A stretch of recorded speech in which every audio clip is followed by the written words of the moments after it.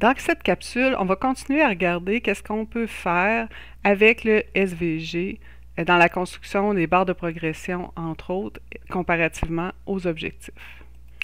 Alors, on a déjà vu dans une précédente capsule comment on pouvait construire les barres, comment on pouvait venir mettre aussi les barres vis-à-vis l'objectif.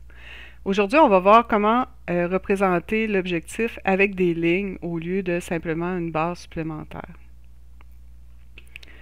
Alors, un petit rappel, aimez la vidéo, abonnez-vous à la chaîne, on continue.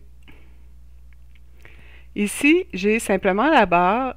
Je vais vous mettre à la fin de la vidéo le lien vers les autres capsules, les capsules précédentes où j'ai montré comment le faire, mais on va quand même le repasser un peu. En fait, je vais commencer par créer ici une mesure qui vient calculer la barre la plus longue. Quelle est la valeur de la barre la plus longue? Donc le 564. Puis ça va devenir comme notre 100%. Ensuite, on a une mesure qui vient calculer l'objectif par rapport à l'ensemble. On a aussi les ventes par rapport à l'ensemble. C'est ça ici qui me sert à faire les barres.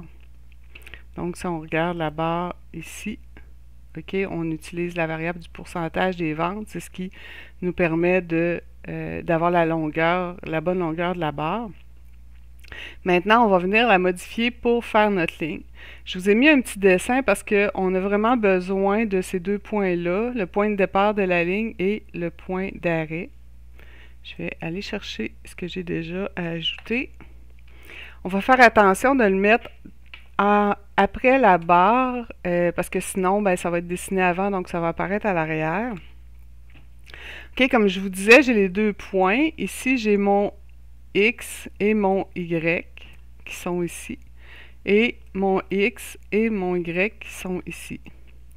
Donc, dans les deux cas, ça représente où on va dessiner la ligne là, vers la droite, horizontalement. Donc, je rapporte deux fois ma mesure. Et ensuite, ben, c'est la distance par rapport au haut. Donc, ici, j'ai un 10%. J'aurais pu y aller avec un nombre, mais en mettant ça, ben, même si on met notre cellule plus haute, plus basse, on va toujours être correct. Puis, donc, on y va, c'est à 10% de la ligne. Puis, le deuxième, 90, ben, on va jusqu'à 90% du haut de la cellule. Donc, je fais Enter là-dessus. Et voilà, on a nos lignes.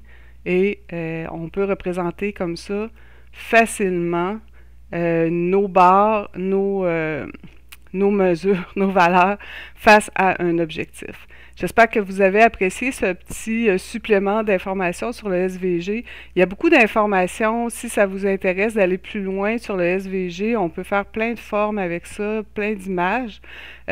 Allez voir sur le web, comme je vous dis, il y a plein de choses. Il y a des petites adaptations à faire à cause de Power BI, mais c'est quand même simple.